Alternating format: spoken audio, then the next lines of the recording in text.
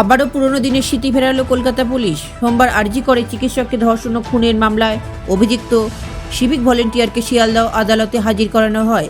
সেই সময় আদালত চত্বরে গাড়ির ছাদ চাপড়াতে দেখা গেল পুলিশ কর্মীদের, সঙ্গে বাজানো হলো প্রিজন ভ্যানের হর্ন। এর ফলে ধৃতের কোনো কথাই আর শোনা সম্ভব হলো না কারোর পক্ষে। শিয়ালদহ আদালতে পুলিশের এই আচরণ 11 বছর আগের কুণাল ঘোষের স্মৃতি ফিরিয়ে দিল। সারদা মামলায় গ্রেপ্তার হওয়ার পর কুণাল ও পুলিশের গাড়ি থেকে সরকার বিরোধী নানা মন্তব্য করতেন। তার স্বর চাপা দিতেও তখন পুলিশ কর্মীদের একইভাবেই গাড়ি চাপড়াতে দেখা গিয়েছিল। 11 নভেম্বর থেকে আদালতে এই মামলার শুনানি শুরু হয়েছে। একাধিকবার আমি নির্দোষ বলে ধৃতকে পুলিশের গাড়ির ভিতর থেকে সংবাদ মাধ্যমের দিকে তাকিয়ে চিৎকার করতে দেখা গেছে। তাকে ফাঁসানো হয়েছে, এমনকি কলকাতার প্রাক্তন পুলিশ কমিশনার বিনীত গোয়েলের নামও করেন ধৃত সঞ্জয়। ব্যুরো রিপোর্ট, লটারি সংবাদ।